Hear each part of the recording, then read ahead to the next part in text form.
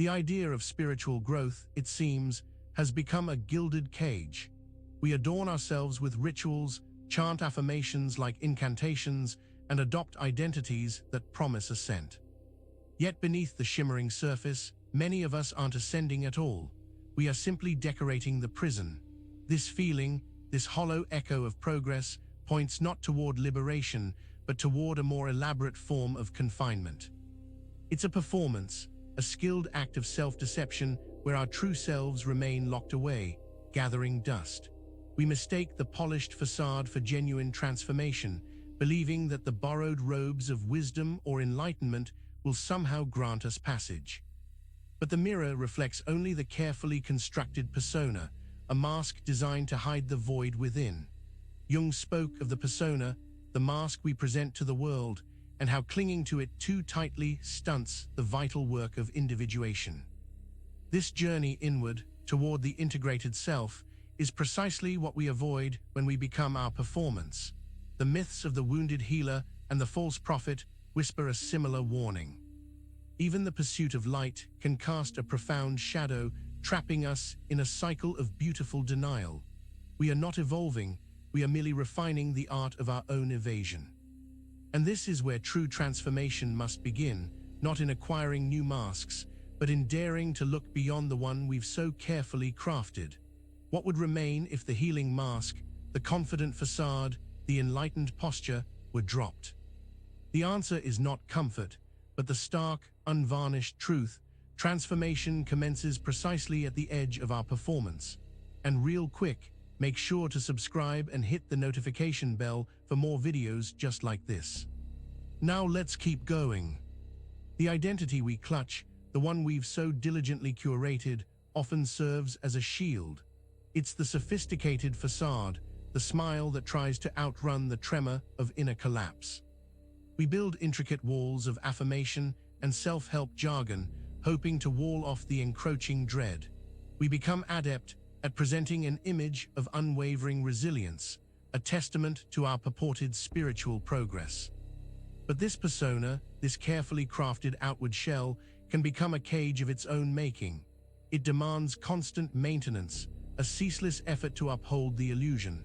The strain of this performance begins to crack the foundation, a subtle crumbling that often goes unnoticed until it's too late. The energy once dedicated to genuine healing is now consumed by the upkeep of the facade. What happens when the smiles become too fixed, the affirmations too hollow? When the identity we've adopted as our authentic self starts to feel like ill-fitting skin, scratchy and alien. This is the quiet tragedy of the persona, the elaborate dance of avoidance that masks a deeper truth. We aren't truly growing, we are learning to hide the decay more effectively. The fear isn't of failing in our journey, but of being seen when the mask slips, when the carefully constructed self threatens to shatter, revealing the raw vulnerability that lies beneath. It's the terror of the edifice collapsing, leaving us exposed to the emptiness we've worked so hard to conceal. This elaborate performance, this meticulously designed persona, is not a step toward wholeness, but a sophisticated form of exile from ourselves.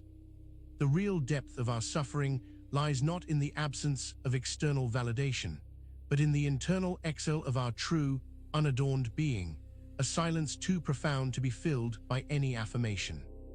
This struggle to maintain the polished exterior, the smile that hides the impending collapse, inevitably leads us to the language of light. But what if the very words we use for illumination are, in fact, a silent form of death? The next section will delve into the subtle ways our pursuit of purity can lead to a profound spiritual demise.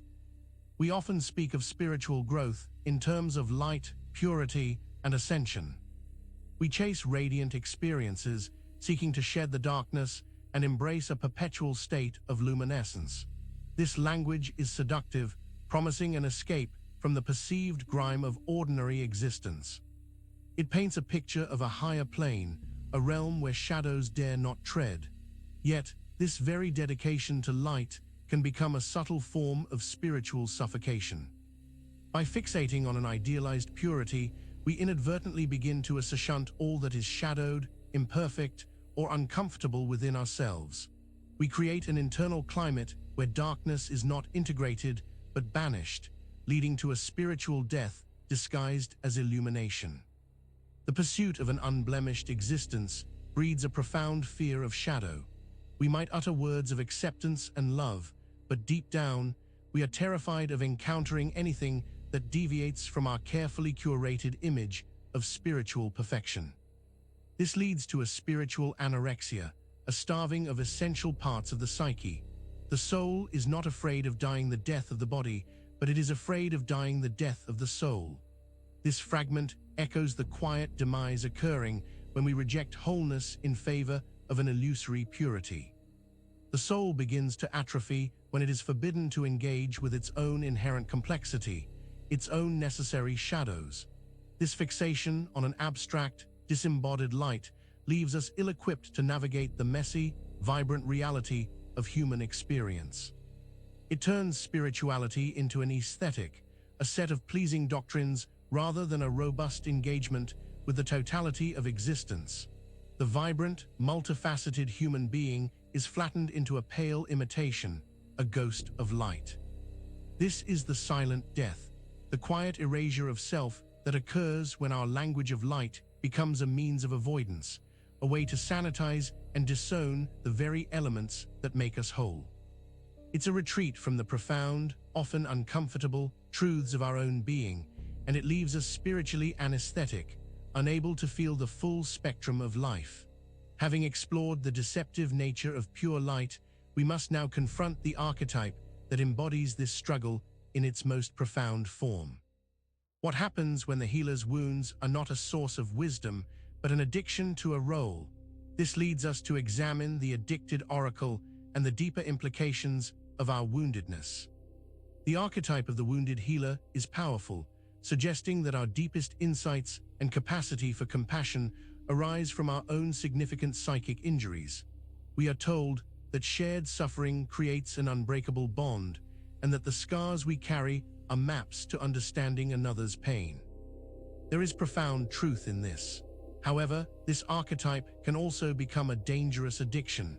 Instead of integrating the wound as part of their story and moving toward healing, some individuals remain perpetually tethered to their suffering.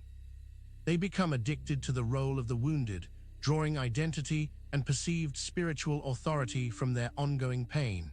This is not healing, it is codependency with one's own trauma. The oracle, too, can fall prey to this. Instead of speaking truth from a place of equanimity, they may find themselves perpetually returning to the drama of their own perceived victimhood, offering pronouncements not from wisdom, but from the echo chamber of their unresolved pain. The insight offered is less divine revelation and more a desperate plea for validation of their suffering. The allure of the wounded healer archetype, when misapplied, is the continued engagement with the drama of suffering. It bypasses the harder work of true integration and transformation, offering instead a permanent seat at the table of sympathy. It's a comfortable, albeit soul-crushing, perch from which to observe the world, always from the vantage point of past hurt. This perpetual reenactment of wounds prevents genuine spiritual authority. It becomes a performance, a loop that entices others who are also searching for solace in shared pain, thereby perpetuating the cycle. The healer becomes reliant on the wound, the oracle on the echo of their sorrow. So, is the person speaking from a place of authentic, integrated wisdom, or are they merely an addicted oracle, perpetually reciting the script of their own unresolved wounds? This question leads us to the critical distinction between genuine insight and the fabricated pronouncements of those who mistake their suffering for their source. The shadow cast by the wounded healer addiction extends beyond the individual. It creates a breeding ground for those who claim to offer spiritual solace, but are in fact merely perpetuating a cycle of manipulated empathy. This sets the stage for the rise of the false prophet, a figure who offers a distorted vision of truth for personal gain. We will explore the insidious nature of these false prophets in the next section. The landscape of spiritual seeking is fertile ground for the false prophet.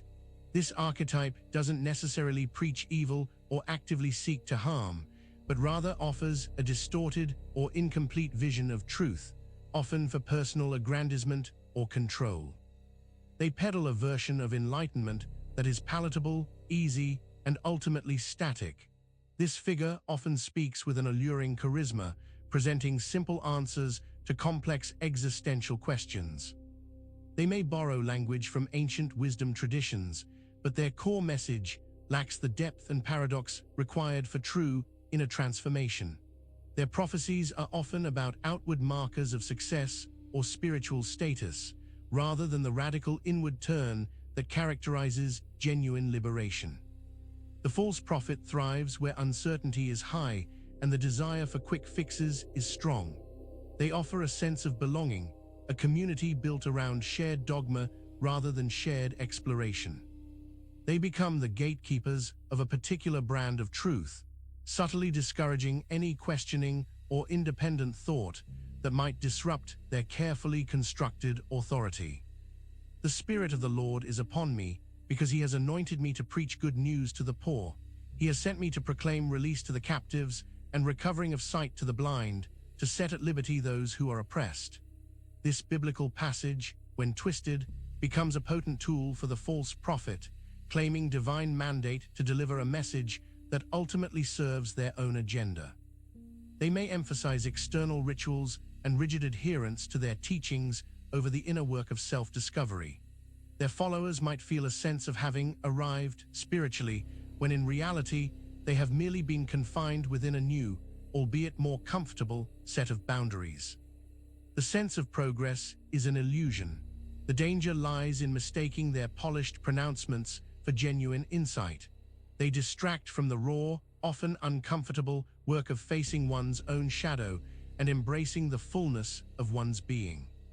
The false prophet offers a curated reality, a sanitized version of spiritual truth that ultimately arrests rather than liberates the soul, leading to a deep, unacknowledged spiritual poverty. The siren song of the false prophet is especially powerful because it feeds an underlying hunger for certainty and recognition. This hunger, in turn, becomes the foundation for another pervasive trap in the modern spiritual landscape. The altar of approval. What we seek from others is often a substitute for the true recognition we are afraid to find within ourselves, and this pursuit of validation becomes a central theme we must now confront. In the modern quest for meaning, the pursuit of approval has become a central altar upon which we sacrifice our authenticity. We measure our spiritual progress not by internal shifts, but by the external nods of affirmation we receive. Likes, shares, compliments, and endorsements become the currency of our perceived spiritual worth, a constant external validation we crave. This is the subtle corruption of spiritual ambition. We adopt certain identities, perform specific rituals, and express particular beliefs, not because they resonate deeply within us, but because we anticipate the positive feedback they will generate. The carefully curated online persona, the virtue signaling, the performative activism, all can be manifestations of this primal need to be seen and approved of by the collective gaze. We become adept at mirroring what the external world deems acceptable, even enlightened. This external mirroring, however, prevents the development of an internal, authentic self. The genuine spark of individuality is dimmed, replaced by a reflection of what is popular or admired. It's a form of spiritual ventriloquism, where our true voice is silenced by the echo of external praise. Nietzsche warned, "But if you have a strong will and are yourself commanding and insistent, then you have to be a slave to the people." This speaks to the tyranny of the popular opinion, the unseen force that dictates our actions and beliefs when we allow approval to become our primary directive. We are not free agents, we are slaves to the collective nod. When approval becomes our altar, we live in constant fear of disapproval, of falling out of favor. This fear paralyzes genuine exploration and innovation. It encourages a superficial engagement with spiritual concepts, a shallow adoption of trends rather than a deep, personal immersion into their meaning. We prioritize popularity over profundity. This relentless pursuit of an external stamp of approval leaves us spiritually impoverished, perpetually seeking validation outside ourselves. It creates a hollow core, a lack of self-anchoring that makes us susceptible to every wind of public opinion. The true work of individuation is abandoned for the fleeting satisfaction of being liked. The altar of approval, by its very nature, demands a constant performance designed to appease external forces. This leads us to question the true nature of our spiritual endeavors. Are we truly seeking wisdom, or are we simply trying to avoid the oblivion of being unseen and unloved? This brings us to the delicate balance between detachment and disappearance. The concept of detachment, often hailed as a spiritual ideal, can, in its misapplication, blur into a form of self-erasure. When we detach, are we truly freeing ourselves from the tyranny of external desires and emotional reactivity, or are we simply disappearing from our own lives, from the necessary messiness of human connection and lived experience? This is the abyss that lurks within the spiritual journey. The desire to be free from attachment can morph into a fear of any deep engagement, any vulnerability, any commitment that might lead to pain. We might interpret a desire for peace as a mandate to shed all that makes us feel deeply, to become an unfeeling observer of life. The greatest poverty is to live without the greatest. This aphorism speaks to the profound loss that occurs when we detach ourselves from the vital energies of love, passion, and even sorrow. A sterile detachment offers a false peace, a quietude that is not liberation, but a form of spiritual anemia, a slow fade into insignificance. We might mistakenly believe that by numbing our emotional responses, we are achieving equanimity. But true equanimity arises not from absence of feeling, but from the capacity to feel fully without being overwhelmed or controlled by those feelings. It's about navigating the storm, not pretending the storm doesn't exist. This form of detachment, this spiritual vanishing act, can leave us feeling hollow and disconnected, not liberated. It's a withdrawal from the vibrant tapestry of existence, a retreat into a sterile sanctuary of emotional neutrality. The world, with all its beauty and pain, becomes distant, a spectacle viewed from behind an invisible, impassive veil. The fear is not of being attached, but of being annihilated by our attachments. Yet in our haste to escape that annihilation, we risk an even more profound disappearance, the vanishing of our own felt sense of self, our capacity for deep engagement, and ultimately, our very presence in the world. This pursuit of detachment, when it leads to disappearance, highlights a fundamental misunderstanding of spiritual maturity. It's a misinterpretation of what it means to be free from the world's illusions. This leads us to consider the very nature of thresholds and transitions, and how we might be approaching them from a fundamentally flawed perspective. The threshold is a potent symbol in the human psyche, representing transition, change, and the liminal space between known and unknown. It is the doorway to new possibilities, the veil between one state of being and another. Yet, in our unexamined lives, we often approach these sacred thresholds with a peculiar form of inversion. Instead of seeing them as invitations to growth, as opportunities for genuine transformation, we perceive them as threats, as barriers to be bypassed or reinforced. We build fortresses around the familiar, clinging to the comfort of the known at all costs. The gate beckons, but we recoil, choosing instead to pace the familiar confines of our inner prison. This inverted relationship with thresholds means we are constantly resisting the natural currents of life. Every potential opening, every opportunity for a new beginning, is met with apprehension. We are like builders who reinforce the walls of a crumbling structure instead of seeking the wisdom of stepping outside its decaying shell. There is a time for everything and a season for every activity under the heavens.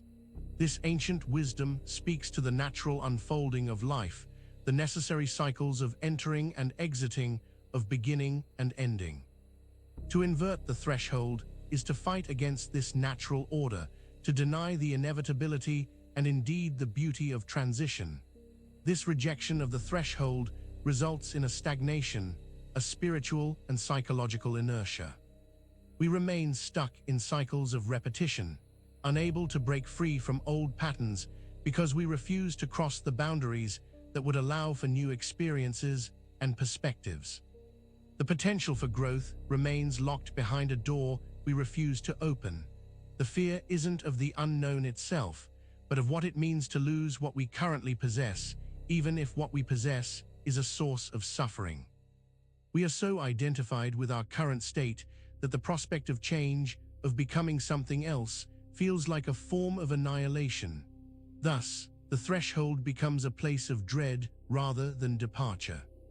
This inverted approach to transition, this refusal to step across the threshold, leaves us perpetually on the outside, looking in at the life we could be living. It's a profound spiritual misstep, a denial of the very mechanisms of evolution.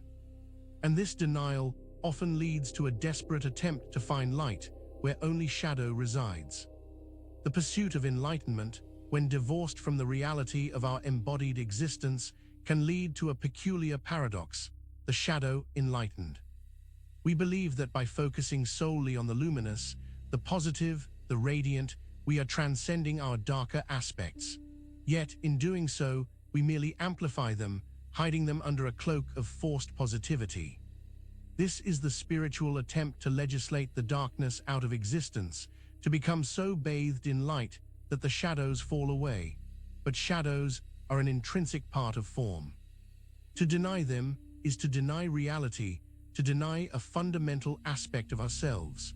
The more we try to shine a light directly on the shadow without understanding its nature, the more pronounced it becomes. The shadow is the only thing that can be illuminated, but it is not illumined by the sun, but by the darkness it casts. This paradox highlights the misunderstanding. We think we need more light to conquer the shadow.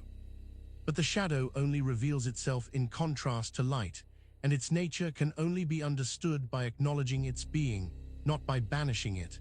When we enlighten our shadow, we are essentially trying to paint over it with bright colors. We might dress it up in the language of higher purpose, or reframe our negative traits as learning experiences without actually doing the hard work of facing them. This creates a brittle, inauthentic spirituality. This forced positivity, this spiritual bypassing of our darker impulses, leaves us vulnerable. It creates a spiritual armor that is impressive to behold, but offers little true protection when life's inevitable challenges bring us face to face with our unacknowledged inner turmoil. The shadow, ignored, festers.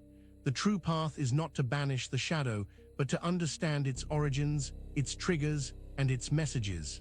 It is to bring conscious awareness to the hidden parts of ourselves, not to judge them, but to integrate them.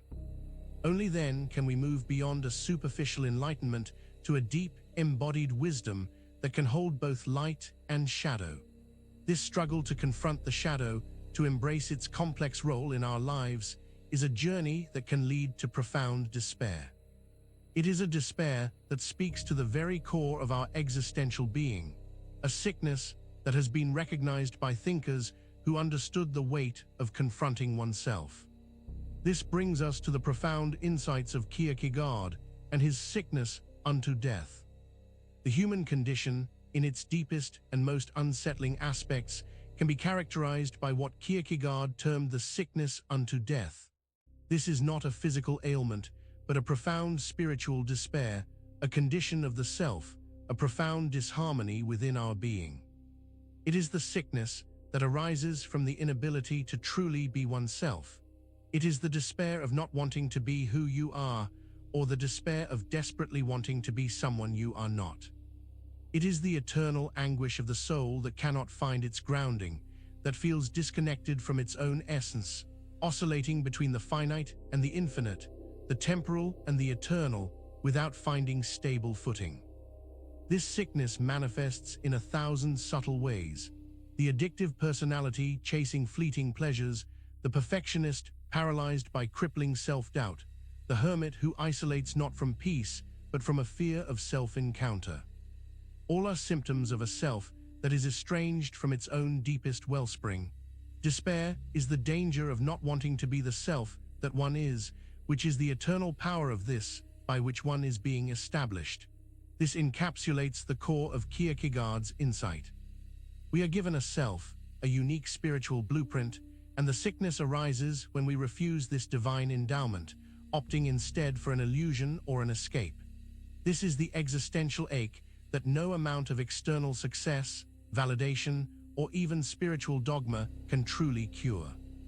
It is the gnawing emptiness that whispers of a lost connection to our true nature, a feeling of being fundamentally out of alignment with our own being. It is a sickness that is both universal and intensely personal.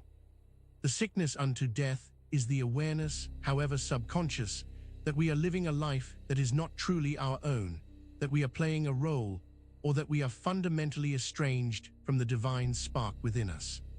It is the terrifying realization that our suffering stems not from external circumstances, but from an internal disharmony that we have, in some way, chosen or allowed to persist. This profound spiritual malaise can be exacerbated by our attempts to find easy answers, leading us to unwittingly nurture the very forces that contribute to our inner turmoil. This brings us to the subtle ways we can feed our own inner saboteur, even when dressed in the most devout robes. It is a peculiar irony of the human psyche that we can, with the best intentions, become architects of our own undoing.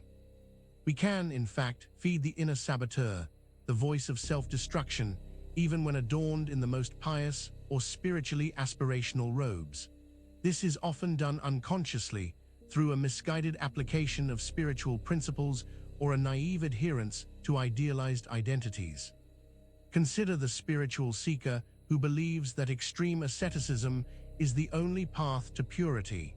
They may fast, deny themselves comfort, and isolate themselves from the world.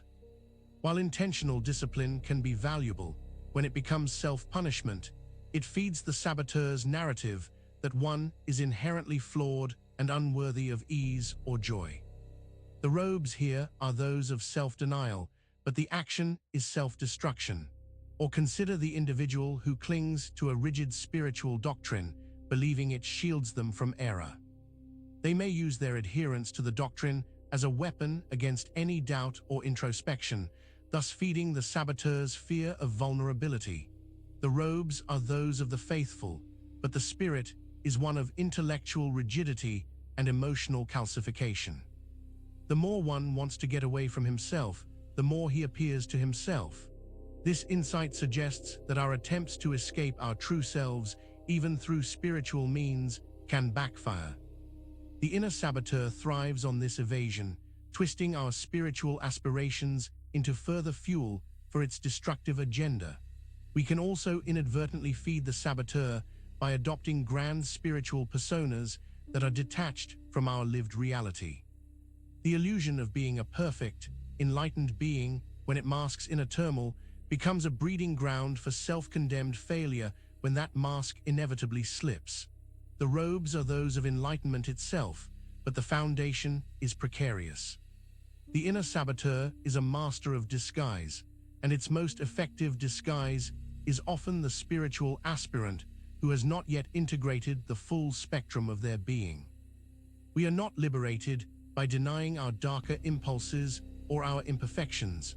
We are liberated by understanding them, by bringing them into the light of consciousness, and by refusing to grant them the reins of our existence. This requires a different kind of initiation than we often imagine. The journey of spiritual awakening is often framed as a path toward mastery, toward becoming an initiate who has grasped the ultimate truths. Yet what if the archetype of the initiate is, for many, perpetually incomplete? What if the promised transformation remains elusive, not because of external obstacles, but because the initiate's journey itself is fundamentally flawed? This incompletion often stems from a misunderstanding of what true initiation entails. It is not merely the acquisition of knowledge or the adoption of a new identity. It is a profound death and rebirth, a shedding of the old self to make way for the new. When this death and rebirth are resisted, the initiate remains in a perpetual state of becoming, never truly arriving. The fragmented nature of modern spiritual pursuits often contributes to this. We dabble in various disciplines, collect spiritual philosophies like trinkets, but fail to commit to the deep, often arduous process of integration. We skim the surface, seeking quick insights rather than undergoing the alchemical fire that truly transforms.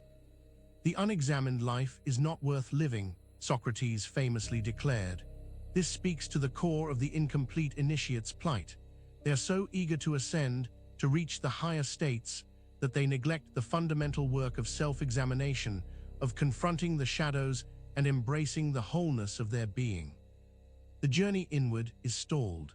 This incompletion can lead to a spiritual arrogance, a sense of having arrived without truly having undergone the necessary trials. The initiate may speak with authority, but their words lack the resonance of lived experience, the weight of true spiritual authority that comes only from profound self-transformation. They are a student who has memorized the syllabus but never attended the class.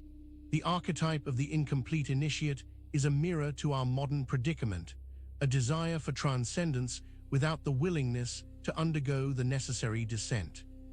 We want the crown without bearing the cross, the enlightenment without facing the darkness. This perpetual state of almost there is the symptom of a deeper spiritual arrested development. This journey, fraught with these incomplete initiations and disguised self-sabotage, unfolds under a watchful, ancient eye. There is a cosmic observer, a silent witness to our masquerade. This leads us to the powerful archetype of Saturn, the cosmic clockkeeper, who watches over our performance. There is an ancient, cosmic observer, a symbol of time, discipline, and the inevitable reaping of what we sow. It is Saturn, the archetype of the father, the taskmaster, and the relentless devourer of illusion. Saturn watches us, not with judgment, but with an unwavering, profound understanding of consequence. He sees the masquerade for what it is. We move through our lives, crafting elaborate personas, performing our spiritual roles, seeking validation, and often feeding our inner saboteurs. Saturn, in his timeless observance, witnesses it all. He sees the effort we put into maintaining the facade, the energy we expend on avoiding the truths that would liberate us. He is the silent reminder that illusion, however skillfully crafted, cannot escape the slow, inevitable advance of time and reality. This archetype represents the principle that there are consequences to our choices, especially those that involve self-deception. The time we spend decorating our prison, the energy we invest in pretending to be something we are not, is time and energy that could be used for genuine growth. Saturn simply watches, indicating that the debt will eventually be called in. He is the great revealer of shadows, the force that cracks open our carefully constructed illusions, not out of malice, but out of necessity. The lessons associated with Saturn are often difficult, involving responsibility, discipline, and the confronting of our deepest fears and limitations.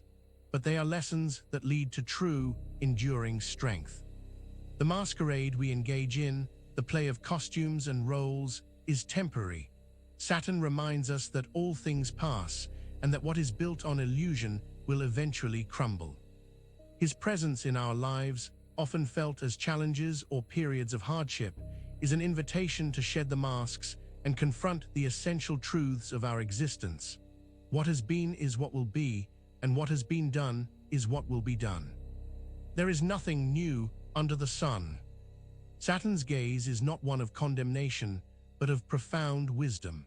He invites us to take responsibility, to face the reality of our actions, and to understand that true liberation comes not from escaping consequence, but from embracing it and learning from it. His quiet observance underscores the transient nature of our performances and the enduring power of self-honesty. This enduring power of self-honesty is fundamentally about recognizing ourselves, not the masks we wear. And where do we truly find ourselves, stripped bare of all artifice? We find ourselves in the mirror. But what if that mirror offers a reflection we no longer recognize, a mirror without a name? In the vast expanse of our internal world, we search for a fixed point, a solid identity, a name by which to anchor ourselves. We collect experiences, beliefs, and roles, weaving them into a tapestry that we call me. But what happens when this tapestry begins to unravel and we are confronted with a reflection that bears no recognizable name, a mirror without a designated self? This is the moment of existential disorientation, the profound unease that arises when the familiar labels and categories we use to define ourselves no longer suffice. The mirror reflects a silhouette, an essence, but the identifying marks, the comforting appellations, have faded. It is a gaze that is both terrifying and profoundly liberating. The symbols we cling to, our achievements, our relationships, our spiritual identities, are all attempts to name ourselves, to give form to the formless. But when these symbols lose their power, when the borrowed robes of our identities no longer fit, we are left facing this nameless reflection. It challenges our very notion of selfhood. To be yourself in a world that is constantly trying to make you something else is the greatest accomplishment. This is a truth we often abstractly understand, but its practical application confronts us when the something else we are trying to be, or the something else the world imposes, dissolves. We are then left with the raw, unnameable core. This nameless reflection is not an absence of self, but an absence of the constructed self. It is the presence of pure being, unburdened by the ego's incessant need for definition. It is the raw material from which all identities are formed and to which they ultimately return. It is a glimpse of the eternal, impersonal consciousness that underlies our individual existence. The fear of this nameless mirror is the fear of the unknown, the fear of losing control, the fear of encountering a self that is not defined by our will or our aspirations. It is the terror of dissolving into something larger, something that cannot be contained by the boundaries of our current understanding. But this nameless mirror also holds the potential for ultimate freedom. When we cease to demand a name for ourselves, we cease to be trapped by the limitations of that name. We become open to the infinite possibilities of existence, free from the constraints of a predefined identity. It is an invitation to be truly present without the need for labels. This encounter with the nameless self is not an end point, but a crucial turning point. It signifies the beginning of a deeper understanding, one that recognizes the hollowness of performance and the profound grief that accompanies its inevitable dissolution. This leads us to the final revelation. Remembrance begins where the mask cracks.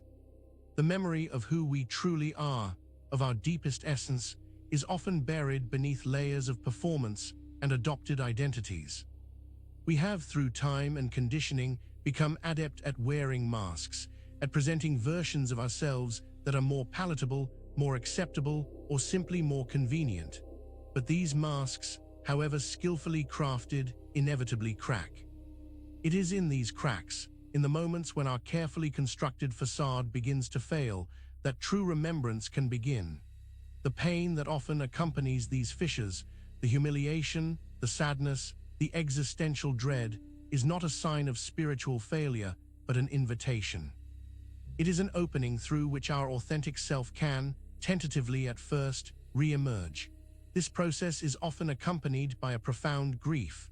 We grieve the loss of the roles we played, the personas we inhabited, the illusions we held dear. This grief is necessary, for it signifies the letting go of what no longer serves us, the shedding of skin that prevents our deeper growth. It is the mourning of the false self so that the true self can be born. Only when one has lost all things, then one has found the utmost. This fragment echoes the idea that true discovery often arises from the experience of profound loss. The loss of our masks, our performances, our carefully constructed identities clears the ground for a more authentic remembrance.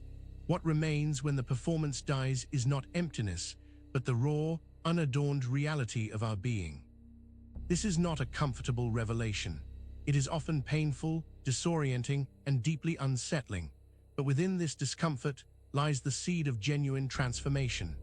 It is here, in the wreckage of our performances, that we can begin to hear the quiet whisper of our own true nature, a remembrance that is not built on illusion, but on the unshakable foundation of our essential self. Now that concludes this video. Make sure to subscribe for more videos and hit that notification bell so you never miss a new video. We'll see you in the next one.